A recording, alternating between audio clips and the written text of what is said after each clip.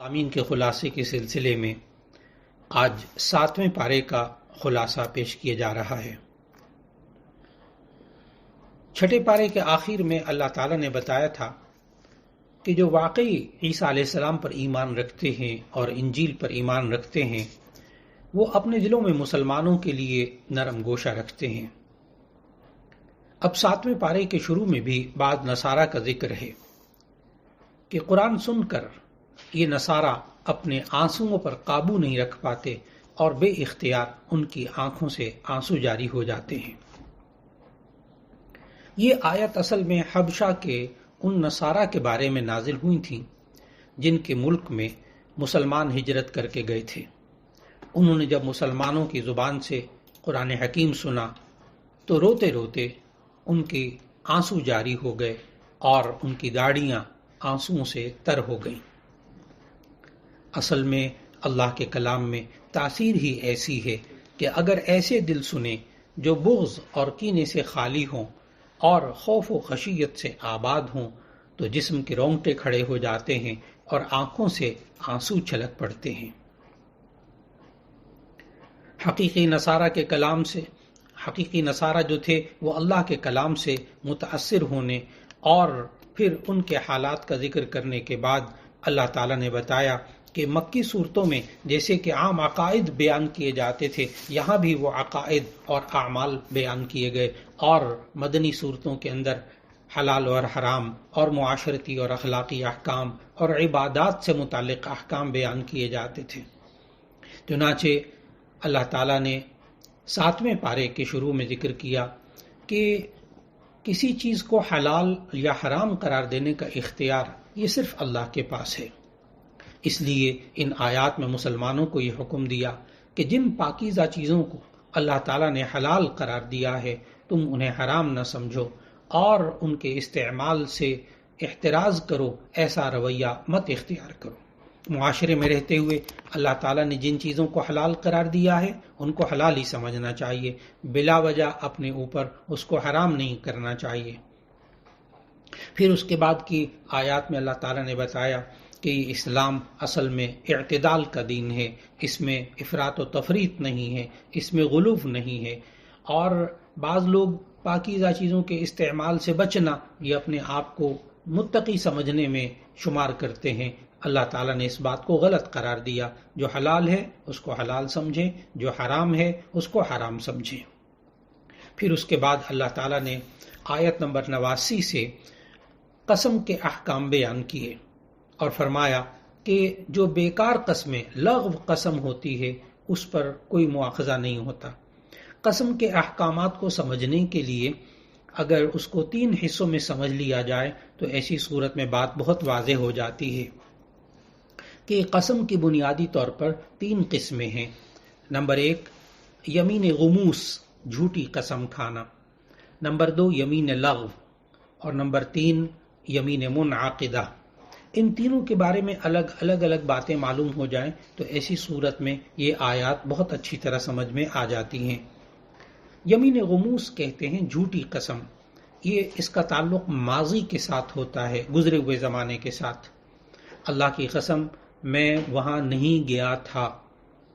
حالانکہ یہ گیا ہو تو یہ جھوٹی قسم ہے اور اس پر گناہ ہوتا ہے، گناہ کبیرہ ہے، لیکن اس کا کوئی کفارہ نہیں ہوتا۔ اگر کوئی انسان ایسی قسم کھا لے، جھوٹی قسم، تو ایسی صورت میں اس پر گناہ کبیرہ ہے، وہ اس سے توبہ اور استغفار کر لے، اس کا کفارہ نہیں ہے۔ دوسری قسم اللہ تعالیٰ نے قسم کی بتائی جو آیت نمبر 89 میں یہاں 7ویں پارے کے شروع میں ہے، یمین لغو لا یؤاخذکم اللہ باللغو فی ایمانکم۔ اللہ تمہاری بیکار قسموں کی جو ہے اس پر پکڑ نہیں کرے گا۔ یہ یمین لغو کیا ہوتی ہے کہ کوئی شخص کسی کام کے ہونے یا نہ ہونے کے بارے میں اپنے خیال کے مطابق سچی قسم کھائے، حالانکہ وہ کام اس کے گمان کے، اس کی سوچ کے خلاف تھا، تو اسے کہتے ہیں یمین لغو۔ اس پر کوئی گناہ بھی نہیں ہوتا اور اس کا کوئی کفارہ وغیرہ بھی نہیں ہے۔ پھر تیسری قسم یمین منعقدہ، یعنی جو انسان مستقبل کے بارے میں قسم کھائے، اس قسم کے یہ انسان پورا کر دے قسم کو، ٹھیک ہے، کچھ بھی نہیں ہے، اور اگر یہ انسان اس قسم کو توڑ دے تو پھر اس کے مختلف کفارے اللہ تعالیٰ نے یہاں ذکر فرمائے۔ یمین منعقدہ اس کو کہتے ہیں، مستقبل کے بارے میں قسم کھائے، اللہ کی قسم میں وہاں نہیں جاؤں گا، اللہ کی قسم میں یہ نہیں کھاؤں گا، اللہ کی قسم میں فلاں سے بات نہیں کروں گا۔ تو یہ جو مستقبل کے بارے میں قسم ہوتی ہے اس کو یمین منعقدہ کہتے ہیں۔ اگر کوئی انسان اس قسم کو کھا لے تو مثال کے طور پر کہ میں یہ کپڑے نہیں، اللہ کی قسم میں یہ کپڑے نہیں پہنوں گا، تو ایسی صورت میں یا میں وہاں نہیں جاؤں گا، تو اگر اس قسم کو پورا کر دیا بس ٹھیک ہے، کوئی کفارہ نہیں۔ لیکن اگر اس قسم کو توڑ دے تو اللہ تعالیٰ نے ایک کفارہ تو یہ بتایا، فَكَفَّارَتُهُ إِطْعَامُ عَشَرَةِ مَسَاكِينَ مِنْ أَوْسَطِ مَا تُطْعِمُونَ أَهْلِيكُمْ، کہ 10 مسکینوں کو کھانا کھلا دیں 2 وقت، او کسوتہم، یا 10 غریبوں کو آپ لباس پہنا دیں، 10 جوڑے دے دیں ان کو۔ تیسرا بتایا او تحریر رقبہ، یا غلام آزاد کر دیں۔ پھر اللہ تعالیٰ نے آگے فرمایا فَمَن لَّمْ يَجِدْ فَصِيَامُ ثَلَاثَةِ أَيَّامٍ، جو بندہ یہ کفارے جو پہلے بیان ہوئے یہ نہ کر سکے تو ایسی صورت میں 3 روزے رکھ لے، تب بھی اس کا یہ کفارہ ادا ہو جاتا ہے۔ لیکن اس سلسلے میں یاد رکھنا چاہیے کہ انسان کو جو اچھائی کی چیزیں ہیں، نیکی کے کام ہیں، ان کے بارے میں قسم نہیں کھانی چاہیے۔ اور جیسے مثال کے طور میں فلاں سے بات نہیں کروں گا، میں یہ کھانا نہیں کھاؤں گا اللہ کی قسم، تو ایسی صورت میں انسان کو وہ قسم توڑ دینی چاہیے اور پھر اس کا کفارہ دے دینا چاہیے۔ پھر اس کے بعد آیت نمبر 90، 91، 92 میں اللہ تعالیٰ نے شراب اور جوئے اور بت اور پانسوں کے بارے میں ارشادات فرمائے۔ شراب کی حرمت کے بارے میں آیت نمبر 90 سورہ مائدہ کی بہت اہم آیت ہے، اس لیے کہ شراب کی حرمت کے اللہ تعالیٰ نے تدریجاً احکام نازل فرمائے، درجہ بدرجہ 3 سٹیجز پر، 3 درجات میں اللہ تعالیٰ نے شراب کی حرمت کے احکام نازل فرمائے ہیں۔ سب سے پہلے اللہ تعالیٰ نے سورۃ البقرہ کی آیت نمبر 219 میں یہ حکم دیا تھا شراب کی حرمت کے بارے میں، یسألونک عن الخمر والمیسر قل فیہما اسم کبیر ومنافع للناس، کہ یہ لوگ آپ سے شراب اور جوئے کے بارے میں پوچھتے ہیں، آپ کہہ دیجئے کہ اس میں لوگوں کے لیے بہت سے فائدے ہیں لیکن ان میں گناہ بھی ہے، اور ان کا گناہ ان کے فائدے سے زیادہ بڑا ہے۔ تو اس میں واضح طور پر سورہ بقرہ کی آیت 219 میں واضح طور پر شراب کو حرام نہیں کیا گیا تھا۔ پھر اس کے بعد دوسری آیت سورہ نساء کی آیت نمبر 43 نازل ہوئی، لا تقربوا الصلاۃ وانتم سکارى، کہ تم نماز کے قریب مت جاؤ اس حال میں کہ نشے میں ہو۔ پھر اس کے بعد حرمت خمر یعنی شراب کے حرام ہونے کے بارے میں تیسری اور آخری آیت سورہ 90 سورہ مائدہ کی آیت نمبر 90 اور 91 نازل ہوئی۔ اس میں اللہ تعالیٰ نے واضح طور پر فرمایا انما الخمر والمیسر والانصاب والازلام رجس من عمل الشیطان فاجتنبوه لعلکم تفلحون۔ یہ وہ آخری آیت ہے شراب کی حرمت کے بارے میں کہ جس کے بعد شراب کو حرام قرار دے دیا گیا، اور اس میں اللہ تعالیٰ نے آیت نمبر 91 میں سمجھایا کہ شراب کے اور جوئے کے اثرات کیا ہوتے ہیں ان حرام کاموں کے، کہ یہ انسان اللہ کے ذکر سے دور ہو جاتا ہے، نماز سے دور ہو جاتا ہے، آپس میں بغض اور عداوت پیدا ہو جاتی ہے۔ پھر اس 7ویں پارے کے اندر اللہ تعالیٰ نے احرام کی حالت یعنی جب انسان حج یا عمرے کا احرام باندھ لیتا ہے تو اس کے احکامات بتائے کہ احرام کی حالت میں خشکی کا شکار کرنا احرام باندھنے والے کے لیے جائز نہیں، البتہ سمندر اور دریا میں رہنے والے جانوروں کا شکار کرنا حالت احرام میں بھی جائز ہے۔ پھر احرام کی مناسبت سے اللہ تعالیٰ نے بیت الحرام یعنی خانہ کعبہ کا ذکر کیا اور شہر حرام یعنی مکہ کا بھی ذکر کیا، اور اللہ تعالیٰ نے یہ حرم جو قرار دے دیا خانہ کعبہ اور اس کے ارد گرد کے علاقے کو، یہ اس کی عزت کے پیش نظر ہے۔ پھر اس کے بعد اللہ تعالیٰ نے مشرکین کے ان اعمال کا ذکر کیا کہ جو اللہ تعالیٰ کو پسند نہیں تھے۔ ان میں سے ایک مشرکین کا عمل یہ بھی تھا کہ وہ زمانہ جاہلیت میں اپنے گمان کے مطابق جو ہے وہ کچھ جانوروں کو بتوں کے نام پر چھوڑ دیتے تھے اور ان کو اپنے اوپر حرام قرار دے دیتے تھے۔ اللہ تعالیٰ نے یہاں 7वें पारे की इन आयत में, आयत नंबर 103 में वो 4 जानवरों का नाम बताया, एक साइबा, एक बहीरा, एक वसीला और एक हाम, कि ये मुशरिकीन जो हैं बुतों के नाम पर छोड़ देते थे कि जानवर, इनका दूध नहीं दोते थे, इनके ऊपर सवारी नहीं करते थे, और बुतों के नाम पर इन छोड़े वाले जानवरों को अल्लाह ताला ने गुनाह का अमल करार दे दिया। और फिर उसके बाद अल्लाह ताला ने आयत नंबर 106 और 108 में वसीयत के अहकामात दिए कि वो काबिल वसीयत उमूर जिनके बारे में इंसान समझता है कि मेरे मरने के बाद इस पर अमल होना चाहिए, तो उस वसीयत पर 2 काबिल एतमाद शख्सों को गवाह बना लिया जाए ताकि इसके मरने के बाद फिर इख्तिलाफ ना हो और उन गवाहों की गवाहियों की रोशनी में फैसले किए जा सकें। फिर उसके बाद अल्लाह ताला ने सूरह माइदा का इख्तिताम हो रहा है और 7वें पारे के पहले पाव में तो अल्लाह ताला ने वहाँ हलाल और हराम के मसाइल बयान करने के बाद क़यामत का जिक्र किया, और फिर उसके बाद अंबिया अलैहिस्सलाम के साथ सवाल जवाब के तनाजुर में हज़रत ईसा अलैहिस्सलाम का ख़ास तौर पर तफसील से जिक्र किया। फिर उसके बाद इस सूरह माइदा के आखिर में वो माइदा वाला किस्सा भी जिक्र किया, जब हवारियों ने हज़रत ईसा अलैहिस्सलाम से दरख्वास्त की थी कि आप अल्लाह ताला से दरख्वास्त करें, दुआ मांगें कि वो हमारे लिए आसमान से एक माइदा नाजिल करे, यानी ऐसा दस्तरखान जिसपे खाने पीने की मुख्तलिफ चीज़ें सजी हुई हों, इसीलिए सूरत का नाम सूरह माइदा रखा। फिर अल्लाह ताला ने ईसा अलैहिस्सलाम और उनके वालिदा हज़रत मरियम के बारे में अकायद के सिलसिले में ज़िक्र किया कि अल्लाह ताला क़यामत के दिन ज़रूर ये सवाल करेगा कि ए ईसा, ए मरियम के बेटे, क्या तुमने लोगों से कहा था कि तुम मुझे और मेरी वालिदा को अल्लाह के सिवा माबूद ठहराओ? तो हज़रत ईसा अलैहिस्सलाम उस वक्त जवाब में अर्ज़ करेंगे, तू पाक है, मेरे लिए मुनासिब ही नहीं था कि मैं ऐसी बात कहता जिसके कहने का मुझे हक नहीं है।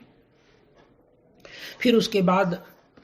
सूरह माइदा की इख्तितामी जो आयत हैं उसमें से एक आयत नंबर 118 है, जिसमें अल्लाह ताला ने यह फरमाया कि ईसा अलैहिस्सलाम का कौल है कि ईसा अलैहिस्सलाम ये कहेंगे कि अगर तू इनको अजाब दे दे तो तेरा इख्तियार है, और अगर तू इन्हें मुआफ़ कर दे तो तब तू बड़ा गफूरुर रहीम है, तो बड़ा बख्शने वाला है।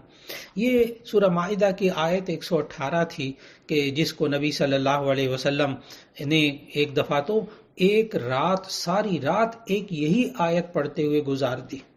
सूरह माइदा की आयत 118 नबी सल्लल्लाहु अलैहि वसल्लम बार बार यही आयत पढ़ते रहे, इन तुअज़्ज़िबहुम फ़इन्नहुम इबादुक व इन तग़फ़िर लहुम फ़इन्नका अंतल अज़ीज़ुल हकीम। ऐ अल्लाह, अगर तू इन बंदों को अज़ाब देगा तो ये तेरे बंदे हैं, तू दे सकता है, लेकिन अगर तू इनको बख्श दे तो तू बड़ी हिकमत वाला है, तो खूब जानने वाला है। सूरह माइदा का इख्तिताम हुआ 7वें पारे में, और उसके बाद सूरह अनआम का जिक्र शुरू हुआ। सूरह अनआम ये तरतीब तौक़ीफ़ी के एतबार से ये 6 नंबर सूरत है, और तरतीब नुज़ूली के एतबार से ये सूरत नंबर 55 है। सूरह माइदा के बाद 7वें पारे के दूसरे पाव से सूरह अनआम का आगाज़ होता है। इसमें सूरह अनआम के अंदर 165 आयात हैं और 20 रुकू हैं। ये मक्की सूरत है, और मक्की सूरतों में आम तौर पर 3 मज़ामीन, बुनियादी मज़ामीन पर बहस होती है, एक तौहीद, रिसालत और आखिरत। इस सूरत का नाम सूरह अनआम है। अनआम का माना होता है चौपाए, क्योंकि इस सूरत की आयत नंबर 136 में, 138 में, 139 में, 142 में अनआम का, चौपायों का जिक्र हुआ है, इसलिए इस सूरत का नाम सूरह अनआम रखा गया। इस सूरत के अंदर अल्लाह रब्बुल इज़्ज़त ने आगाज़ में हमें समझाया कि ये इंसान आसमान और ज़मीन को देखे तो वही एक अल्लाह है जो इसको पैदा करने वाला है, और वो तुम्हारी पोशीदा और ज़ाहिरी बातें सब जानता है, और जो तुम अमल करते हो सबसे वाकिफ़ है। फिर उसके बाद अल्लाह ताला ने समझाया, और वही अल्लाह है जो रात को नींद की हालत में तुम्हारी रूह कब्ज़ कर लेता है, और कुछ तुम दिन में जो कुछ करते हो वो सब उसकी खबर रखता है। फिर उसके बाद अल्लाह ताला ने यह समझाया कि वो अल्लाह अपने बंदों पर गालिब है और तुम पर निगहबान मुकर्रर किए रखता है। फिर उसके बाद अल्लाह ताला ने مشرکین سے چند ایک سوالات کیے اور یہ کہا آپ صلی اللہ علیہ وسلم سے کہ آپ ان سے سوال کیجئے کہ آسمانوں اور زمین میں جو کچھ ہے یہ کس کا ہے؟ ظاہر ہے کہ دل سے تو مشرکین بھی تسلیم کرتے تھے کہ سب کچھ اللہ کا ہے، لیکن زبان سے اعتراف نہیں کرتے تھے۔ پھر جواب میں یہی کہا کہ آپ کہہ دیجئے کہ سب کچھ اللہ کا ہے۔ اور پھر اس کے درمیان اللہ تعالیٰ نے سورت کی ابتدا میں اللہ تعالیٰ کی حمد و ثنا اور اس کی عظمت جہاں بیان کی، تو ساتھ طور پر جو منکرین اسلام کی، منکرین دین کی عادت تھی کہ رسول اللہ صلی اللہ علیہ وسلم جو بھی دلیل دیتے تھے وہ اس سے منہ پھیرتے تھے، اس میں باتیں بناتے تھے۔ چنانچہ وہ یہ کہتے تھے کہ اس نبی پر کوئی فرشتہ کیوں نہیں اتارا گیا اور ہمیں نظر کیوں نہیں آتا، اور پھر اس کے بعد مرنے کے بعد دوبارہ جی اٹھنے کے بارے میں بھی یہ لوگ شک ظاہر کرتے تھے۔ اللہ تعالیٰ نے ان آیات میں سمجھایا کہ تمہیں قیامت کے دن اللہ ضرور جمع کرے گا اور اس میں کوئی شک نہیں۔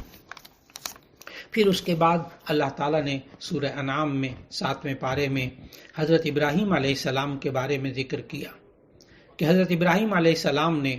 شرک میں ڈوبی ہوئی دنیا کو روشنی دکھائی۔ انہوں نے جب سورج، چاند، ستاروں اور ہاتھ سے بنائے ہوئے بتوں کو معبود تسلیم کرنے سے انکار کیا اور ایک اللہ پر ایمان لانے کا اعلان کیا، تو سب سے پہلے انہیں اپنے والد ہی کی طرف سے مخالفت کا سامنا کرنا پڑا۔ انہوں نے اس مخالفت کی کوئی پرواہ نہ کی اور اللہ کی توحید کا بیان جو ہے وہ جاری رکھا۔ پھر اس کے بعد 7ویں پارے میں اللہ تعالیٰ نے مختلف انبیاء کا ذکر کیا اور ان انبیاء کے حالات بھی اللہ تعالیٰ نے بتائے۔ قرآن حکیم کی آیت نمبر 83 سے لے کر آیت نمبر 86 تک اللہ تعالیٰ نے تقریباً 18 انبیاء کا ذکر فرمایا، اور قرآن مجید میں جو کل انبیاء کا ذکر نام کی صورت میں آیا ہے وہ تو 25 انبیاء کا ذکر آیا ہے، لیکن 7ویں پارے کے اندر آیت نمبر 86 میں اللہ تعالیٰ نے 18 انبیاء کا نام لے کر ذکر فرمایا۔ اور یہاں یہ بات بھی ذہن میں رکھنی چاہیے کہ اللہ تعالیٰ نے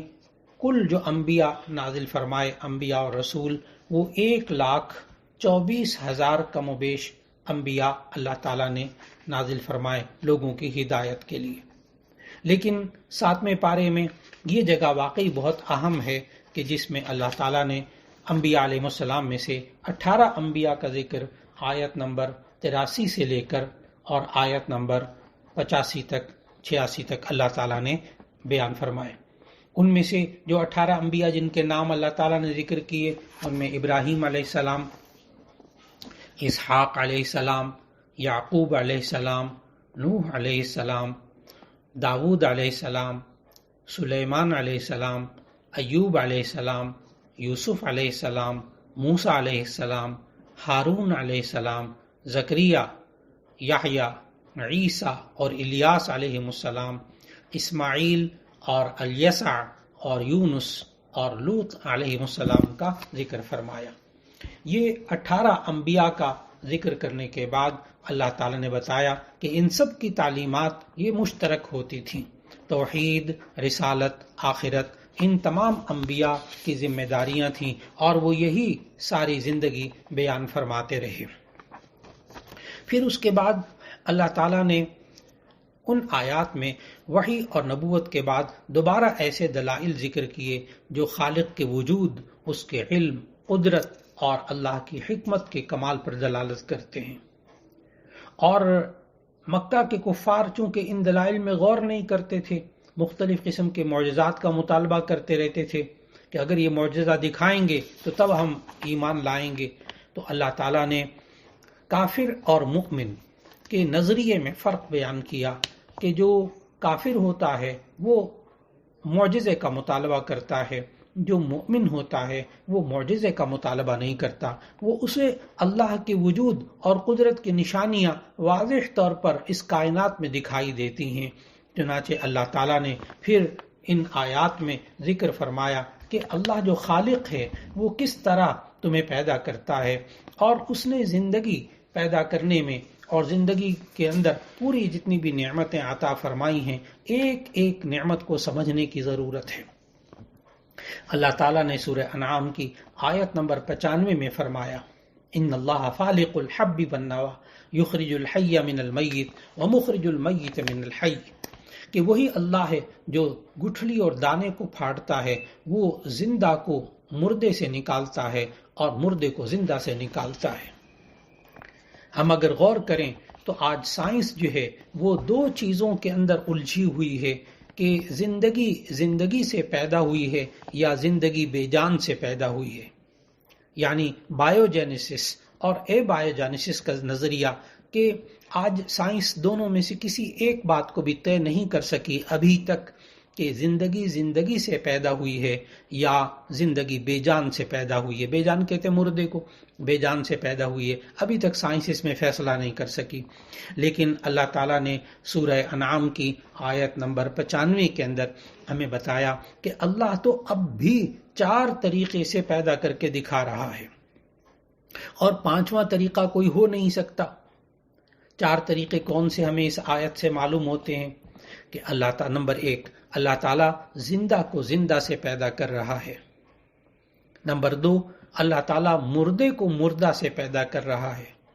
نمبر 3، اللہ تعالیٰ زندہ سے مردے کو پیدا کر کے دکھا رہا ہے۔ نمبر 4، اللہ تعالیٰ مردے سے زندہ کو پیدا کر کے دکھا رہا ہے۔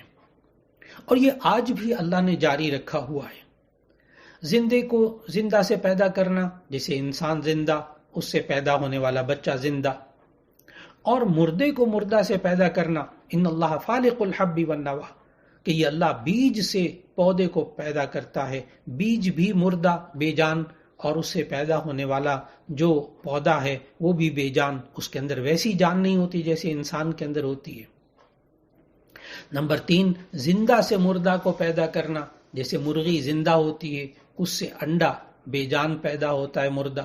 اور نمبر 4، مردے سے زندہ کو پیدا کرنا، جیسے کہ انڈا مردہ بے جان ہوتا ہے لیکن اللہ اس سے مرغی زندہ کو پیدا کر دیتا ہے۔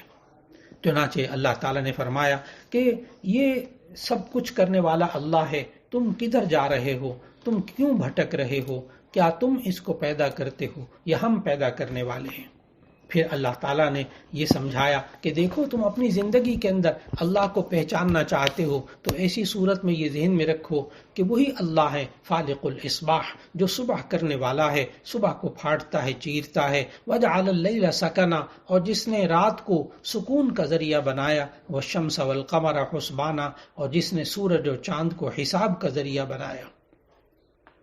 اور پھر اللہ تعالیٰ نے فرمایا کہ تم آسمان کی طرف تو غور کرو، یہ جو ستارے ہیں تم اس سے رہنمائی حاصل کرتے ہو، تم خشکی اور سمندر کی تاریکیوں میں تم ان سے راستہ تلاش کرتے ہو، یہ وہی اللہ ہے کہ جس نے تمہارے لیے آسمان سے پانی پیدا کیا، اور پھر اللہ نے اس سے ہر چیز کو اگایا۔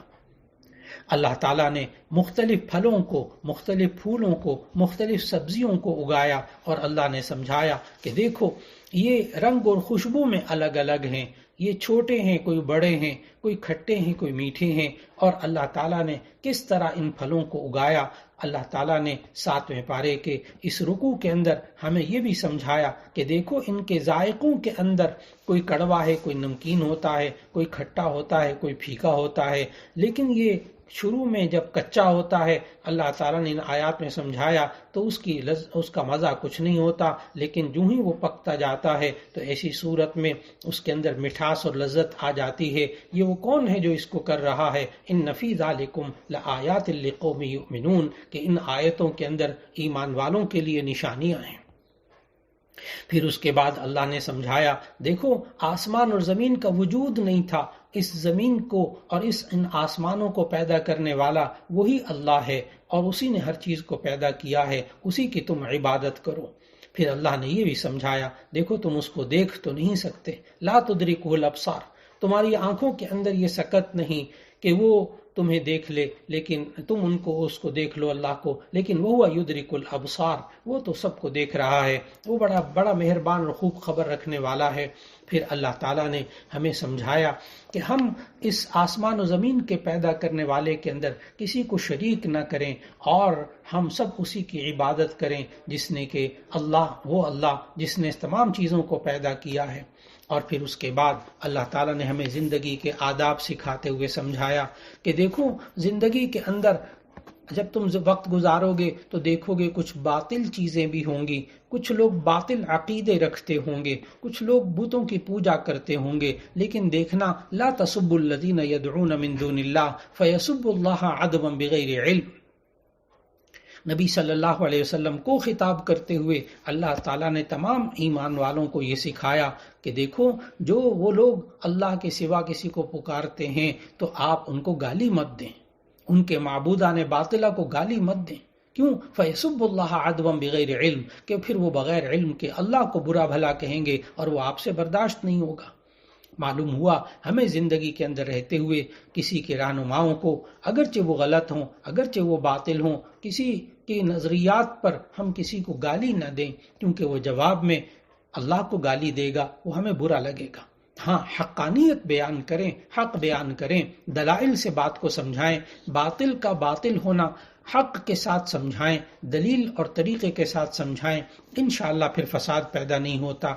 جب بھی انسان حق بیان کرے تو انسان کی وہ بات حق ہونی چاہیے، نیت حق ہونی چاہیے، طریقہ حق ہونا چاہیے، تو پھر انسان دین کی جب دعوت دیتا ہے، حق بات بیان کرتا ہے تو اللہ اس کا اثر جو ہے وہ دلوں میں اتار دیتا ہے۔ اللہ رب العزت ہم سب کو دین اسلام پر عمل کرنے کی توفیق عطا فرمائے، قرآن مجید کی تلاوت کرنے کی توفیق عطا فرمائے، قرآن مجید کو سمجھنے کی توفیق عطا فرمائے اور قرآن مجید کے احکامات پر عمل کرنے کی توفیق عطا فرمائے۔ اور ہم جو قرآن مجید کو سمجھنے کی کوشش کرتے ہیں تو اللہ رب العزت اس قرآن حکیم کے